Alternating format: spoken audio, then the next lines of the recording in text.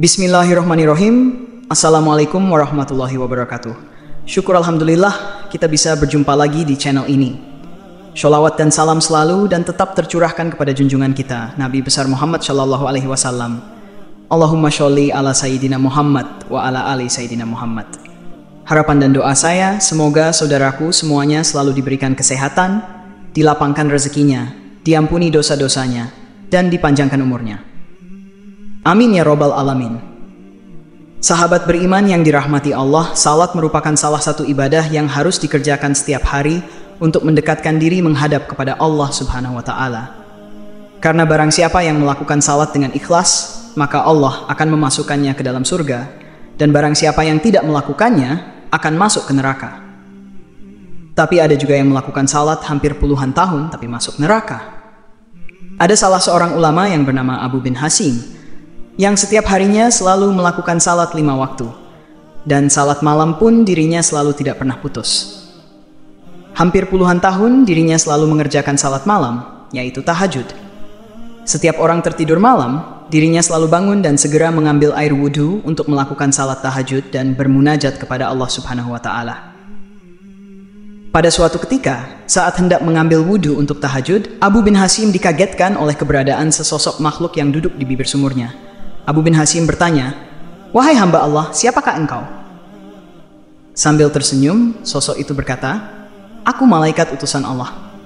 Abu bin Hasim kaget sekaligus bangga karena kedatangan tamu malaikat yang mulia. Abu bin Hasim lalu bertanya, "Apa yang sedang kamu lakukan di sini?" Malaikat itu menjawab, "Aku disuruh mencari hamba pecinta Allah." Melihat malaikat itu memegang kitab tebal, Abu bin Hasim lalu bertanya, "Wahai malaikat, buku apakah yang kau bawa?" Malaikat menjawab, "Ini adalah kumpulan nama hamba-hamba pencinta Allah." Mendengar jawaban malaikat itu, Abu bin Hasim berharap dalam hatinya namanya ada di situ. Maka ditanyalah malaikat itu, "Wahai malaikat, apakah ada namaku di situ?" Abu bin Hasim berasumsi bahwa namanya ada di buku itu. Mengingat amalan ibadahnya yang tidak kenal putusnya, selalu mengerjakan salat tahajud setiap malam, berdoa dan bermunajat kepada Allah Subhanahu wa Ta'ala di sepertiga malam. "Baiklah, aku buka," kata malaikat sambil membuka kitab besarnya. Ternyata malaikat itu tidak menemukan nama Abu bin Hasim di dalamnya. Karena tidak percaya, Abu bin Hasim meminta malaikat untuk mencarinya sekali lagi. "Betul, namamu tidak ada di dalam buku ini," kata malaikat. Abu bin Hasim pun gemetar dan jatuh tersungkur di depan malaikat. Dia menangis, "Rugi sekali diriku yang selalu tegak berdiri di setiap malam dalam tahajud dan bermunajat, tetapi namaku tidak masuk dalam golongan para hamba pencinta Allah," kata Abu bin Hasim sambil menangis. Melihat itu, malaikat berkata, "Wahai Abu bin Hasim, bukan aku tidak tahu engkau bangun setiap malam. Ketika yang lain sedang tidur, engkau mengambil air wudhu dan kedinginan. Pada saat orang lain terlelap dalam buayan malam, tapi tanganku dilarang Allah menulis namamu. Apakah gerangan yang menjadi penyebabnya?" Tanya Abu bin Hasim kepada malaikat, "Engkau memang bermunajat kepada Allah, tapi engkau pamerkan dengan rasa bangga kemana-mana dan asik beribadah memikirkan diri sendiri. Di kanan kirimu ada orang sakit atau lapar, tidak engkau tengok dan beri makan. Bagaimana mungkin engkau dapat menjadi hamba pencinta Allah kalau engkau sendiri tidak pernah mencintai hamba-hamba yang diciptakan Allah?" Kata malaikat itu. Abu bin Hasim seperti disambar petir di siang bolong.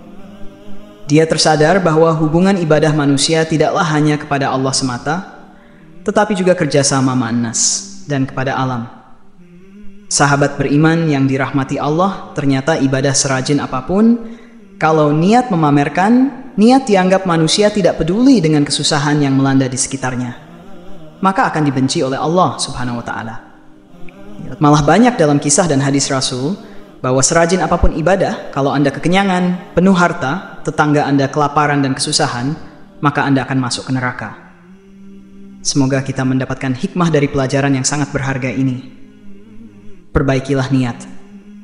Janganlah Anda rajin melakukan ibadah hanya untuk dilihat, hanya untuk memamerkan bahwa Anda itu orang yang rajin ibadah. Janganlah Anda ibadah hanya karena hadiah surga semata, tapi lakukanlah segala sesuatu ibadah itu murni karena Allah Subhanahu wa Ta'ala. Demikian yang bisa saya bagikan, semoga bermanfaat untuk kita semua. Amin ya robbal alamin. Assalamualaikum warahmatullahi wabarakatuh.